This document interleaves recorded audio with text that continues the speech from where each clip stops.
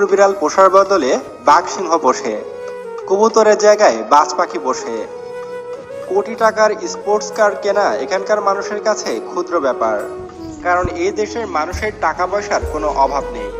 কিন্তু এখানে একটি পরিবার রয়েছে যাদের কাছে টাকার কোনো মূল্যই নেই। আপনি কখনো সৌদি ক্রাউন প্রিন্স মোহাম্মদ বিন সালমানের কথা শুনেছেন? হয়তো ইউটিউবের দৌলতে শুনতেই পারেন। তিনি সৌদির ক্রাউন প্রিন্স। তিনি সৌদি ফ্যামিলির একজন সদস্য। এনার মোট সম্পত্তির পরিমাণ শুনলে আপনিও অবাক হয়ে যাবেন। এই মোহাম্মদ বিন সালমানের ফ্যামিলির মোট সম্পত্তির পরিমাণ 2 ট্রিলিয়ন ইউএস ডলারেরও উপরে।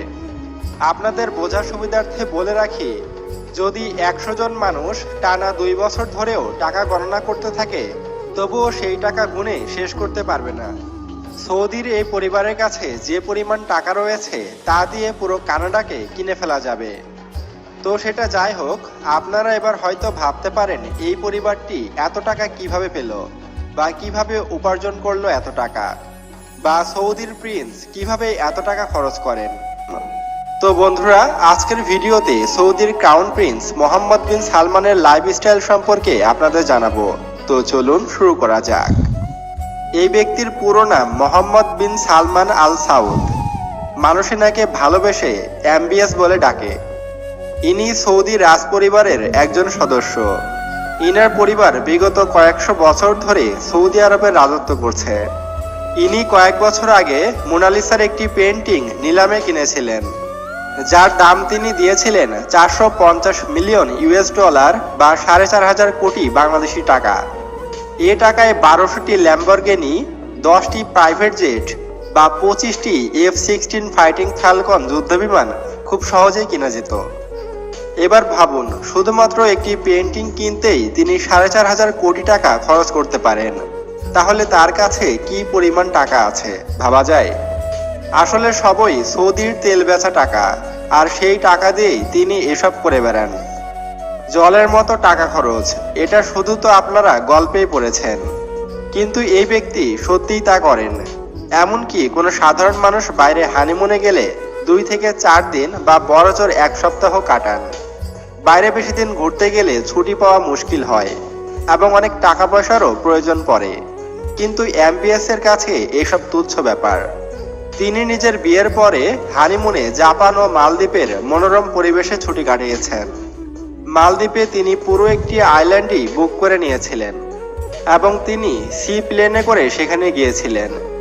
সেখানে সাধারণ মানুষের প্রবেশাধিকার ছিল না। পুরো আইল্যান্ডটি তার পার্সোনাল সিকিউরিটি গার্ডরা পাহারা দিত।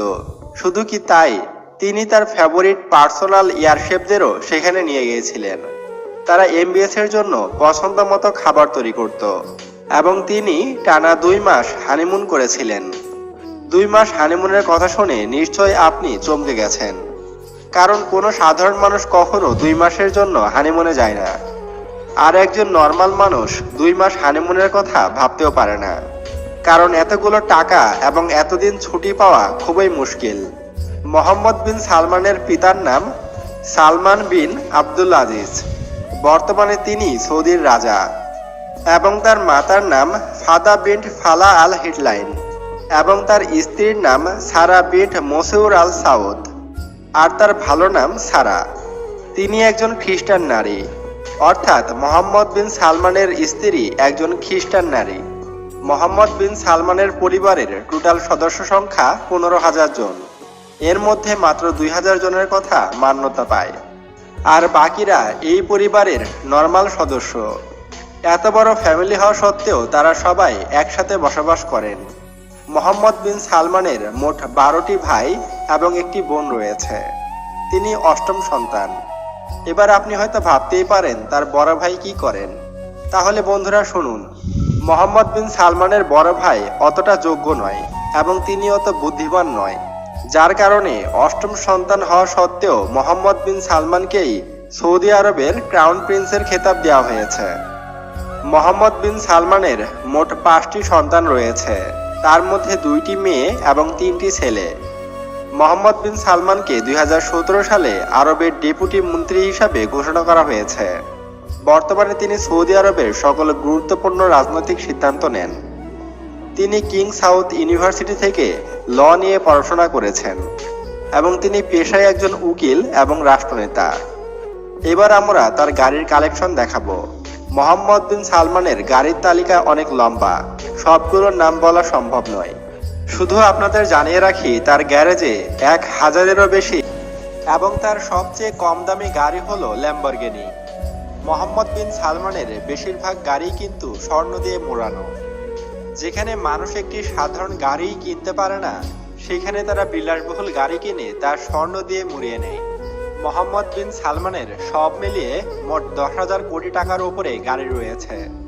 এছাড়াও তার 4টি প্রাইভেট জেট রয়েছে, যার মধ্যে $100 মিলিয়ন বিমান বোয়িং 707 এবং $65 মিলিয়ন গালস্টিম G650ER আছে। তিনি তার প্রাইভেট জেটে করে সবখানে যান। তার প্রাইভেট জেটের মধ্যে সবকিছু তার মন মতো করে তৈরি করা হয়েছে। যেমন তার প্রাইভেট জেটের মধ্যে বিশাল bedroom, drawing room, conference room এবং সিনেমা হল রয়েছে। এছাড়াও তার ব্যক্তিগত বিমানগুলোর ভিতরে বেশিরভাগ কাজই কিন্তু স্বর্ণ দিয়ে করা হয়েছে। যেমন তিনি যে কমোডে টয়লেট করেন সেটিও সোনা দিয়ে তৈরি। সে যাই হোক, মোহাম্মদ বিন সালমান কিন্তু ঘুরতে ভীষণ পছন্দ করেন। শুধু ঘোরাই নয়, তিনি বিভিন্ন দেশে নিজের প্রাসাদ নির্মাণ করে রেখেছেন। তার প্রাসাদগুলো রাজমহলের চেয়ে কম কিছু নয়। আরবের রাজধানী রিয়াদে সালমানের বিরাট সুন্দর মহল রয়েছে, যেখানে তিনি এবং তার বাচ্চারা থাকেন। সেখানে মোট 130টি কক্ষ আছে, ইনডোর আউটডোর সুইমিং পুল আছে, থিয়েটার, লন্ডন গেমস এরিয়া, বড় লাইব্রেরি, বিরাট ডাইনিং এবং পার্টি হল সবকিছু রয়েছে সেই মহলে। এই প্রাসাদে মোট 4700 জন চাকর বাকর রয়েছে। এই মহলটির মূল্য প্রায় 50,000 কোটি টাকার ওপরে। এছাড়াও ফ্রান্সে সৌদি প্রিন্সের মহল রয়েছে, যার মূল্য $300 মিলিয়ন, যা বাংলাদেশি টাকায় কনভার্ট করলে হয় 3080 কোটি টাকার ওপরে। তিনি কয়েক মিনিটেই এটি কিনে নিয়েছিলেন। একজন সাধারণ ব্যক্তি এ সময়ে মাত্র 1 কেজি আলু অথবা সবজি কিনতে পারেন। ফ্রান্সের এই প্রাসাদেও মোহাম্মদ বিন সালমানের সকল প্রকার আমোদ প্রমোদের ব্যবস্থা রয়েছে, যেমন swimming pool, gym, dining space, আরও কত কিছু। এছাড়াও মরক্কো, সুইজারল্যান্ড, USA, অস্ট্রেলিয়া এবং লন্ডনের মতো জায়গায় তার বাড়ি রয়েছে। আপনাদের জানিয়ে রাখি, মোহাম্মদ বিন সালমানের ইয়াটের প্রতি ব্যাপক টান রয়েছে। ফ্রান্সে যাবার সময় তিনি একটি সুন্দর ইয়ট দেখতে পান, যাতে 2টি সুইমিং পুল, 2টি helipad, hot water tap, theatre, park, gym আরও অন্যান্য সুযোগ সুবিধা ছিল। আর এই ইয়টটি লম্বায় 480 ফুট লম্বা ছিল। তিনি খবর নিয়ে জানতে পারেন একজন রাশিয়ান বিজনেসম্যান এটি নিজের জন্য বানিয়েছিলেন। আর সে রাশিয়ান বিজনেসম্যান $500 মিলিয়ন বিনিময়ে ইয়টটি MBS এর কাছে বিক্রি করতে রাজি হন, যা বাংলাদেশি টাকায় কনভার্ট করলে 5080 কোটি টাকার উপরে হয়। এটি সেই পরিমাণ টাকা যেটি দিয়ে মুকেশ আম্বানির বাড়িও কিনে নেওয়া যাবে। MBS কোনো কিছু না ভেবেই সে ইয়াটটি কিনে নেয়। এটি ছাড়াও MBS এর আরও অনেক জাহাজ এবং ইয়ট রয়েছে, যার মধ্যে একটি 2014 সালে $60 মিলিয়ন বা 608 কোটি টাকা দিয়ে কিনেছেন। তার সম্পর্কে যতই বলি কম বলা হবে। তার ঘরে সোনার তৈরি কমোড আছে, এমনকি টিস্যু পেপারটিও সোনার। তার ঘরগুলোর বেশিরভাগ আসবাবপত্রই স্বর্ণ দিয়ে মোড়ানো। এই সৌদি প্রিন্স একবার তার জন্মদিনে এক রাতেই 70 কোটি টাকা খরচ করে ফেলেছিলেন, যা সাধারণ মানুষের কল্পনারও বাইরে। শোনা যায় একবার আমেরিকান বিখ্যাত মডেল কিম কার্দাশিয়ান একটি ব্যক্তিগত সমস্যার উপরে টুইট করেছিলেন। সেখানে সালমান তাকে $10 মিলিয়ন দিতে চেয়েছিলেন এক রাতের জন্য। আপনাদের জানিয়ে রাখি, প্রিন্স সালমান মধ্যপ্রাচ্যের সবথেকে ধনী ব্যক্তি। তার সম্পদের পরিমাণ এতই বেশি যে সে চাইলেই ভারতের মুকেশ আম্বানির মতো 100 জনকেই কিনে নিতে পারে। আরবের এই ধনী ব্যক্তিদের বাড়িতে কোনো বিয়ে বা অনুষ্ঠান হলে বহু মাস আগে থেকেই শহর জুড়ে ধুম লেগে যায়। মহলের আশেপাশে 1 কিলোমিটার জুড়ে এলাহিভাবে সাজানো হয়। বিয়ের পিঁড়িতে শুধু কনের পিছনেই খরচ হয় 1 কোটি টাকার উপরে। এদের মহলে প্রায় 1 লক্ষ মানুষকে ইনভাইট করার মতো জায়গা আছে। বিয়ে থেকে শুরু করে ওয়েডিং গিফট, সবকিছুর ব্যাপারটাই যেন আলাদা। ওয়েডিং গিফট হিসাবে বিলাসবহুল গাড়ি দেওয়া হয়। সৌদি আরবের অনেক মানুষেরই স্বপ্ন এই বাড়ি থেকে ইনভিটেশন পাওয়ার, কিন্তু শুধুমাত্র সেলিব্রিটি এবং ধনী ব্যক্তিরাই এই সকল মহলে দাওয়াত খাবার আমন্ত্রণ পায়। তো আপনি মোহাম্মদ বিন সালমানের এত এত খরচের কথা শুনে চিন্তায় পড়ে যেতে পারেন, আর হয়তো ভাবতে পারেন তারা এত কোটি কোটি টাকা কোথা থেকে পায় বা তাদের ইনকাম সোর্স কি। এর মূল উৎস হলো তাদের তেলের ব্যবসা। সৌদি আরামকো কোম্পানি, যার মূল্য প্রায় $10 ট্রিলিয়ন। এটি বিশ্বের সব থেকে বড় কোম্পানি। এই কোম্পানির টাকা দিয়েই মূলত সৌদি রাজপরিবার এত বিলাসিতা করে থাকে। ফেসবুক, গুগল, অ্যাপেল, অ্যামাজন সব কোম্পানি মিলেও যদি এটিকে কিনে নিতে চায়, তারপরও আরামকোকে কেউই কিনতে পারবে না। এমনকি আমেরিকাও এটি কেনার কথা ভাবতেও পারবে না, কারণ এদের ইয়ারলি বাজেটই হয় $6 থেকে $7 ট্রিলিয়ন। তো বন্ধুরা, এই ছিল সৌদি রাজপরিবার এবং মোহাম্মদ বিন সালমান সম্পর্কে বেশ কিছু জানা অজানা তথ্য। তবে সৌদি আরবের যদি তেল ফুরিয়েও যায়, তাও তাদের কোনো ক্ষতি হবে না, কারণ প্রতি বছর সৌদি আরবে লক্ষ লক্ষ মানুষ হজ করতে যায়, আর হজ থেকেই সৌদি আরব প্রতি বছর বিপুল পরিমাণ অর্থ আয় করে থাকে।